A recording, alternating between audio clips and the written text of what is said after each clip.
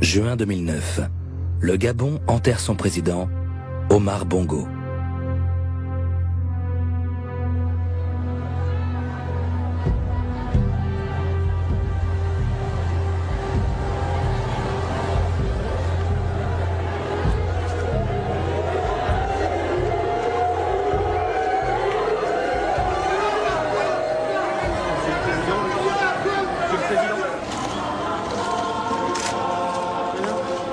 Image idyllique.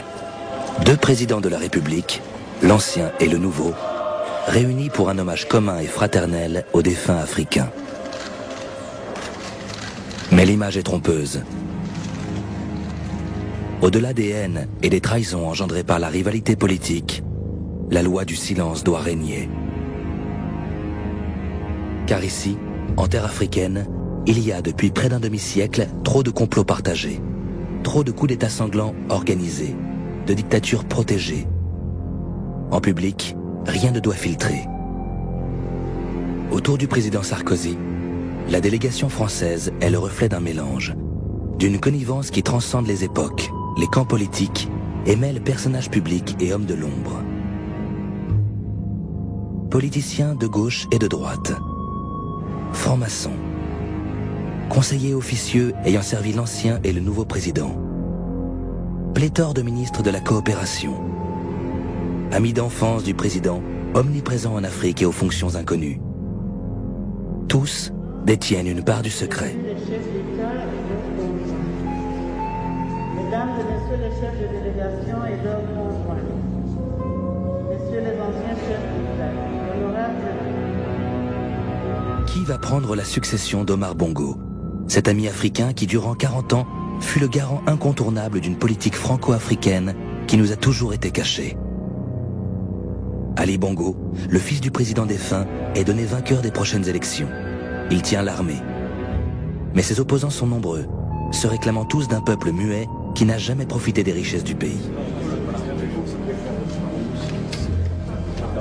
Et dire aux Gabonais maintenant que c'est à eux de choisir et à eux seuls.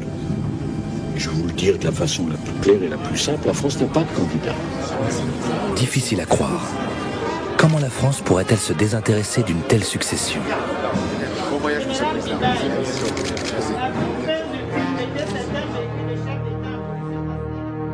Le 30 août 2009, Ali Bongo remportera les élections. Mais dans quelles conditions? L'ancien chef des services secrets français du Gabon s'indigne. On a les vrais chiffres. Et bon, on n'est pas les seuls. Même l'agence France-Presse locale. Personne ne dit, mais ça me révolte, moi. L'ancien monsieur Afrique du président Chirac est encore plus précis et donne le principal opposant d'Ali Bongo comme le vrai vainqueur. D'où plein d'infos, comme quoi Obama a eu 42 et Ali Bongo 37. Et que c'était quasiment inversé. Quant à l'ancien ambassadeur de France au Gabon, il y a longtemps qu'il ne se fait plus d'illusions. Les élections ont peut-être été un peu truquées, bien sûr, comme partout, hein, mais bon.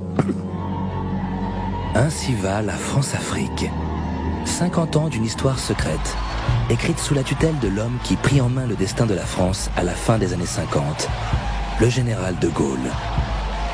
Tous les pays sous-développés qui hier dépendaient de nous, et qui sont aujourd'hui nos amis préférés, demandent notre aide et notre concours.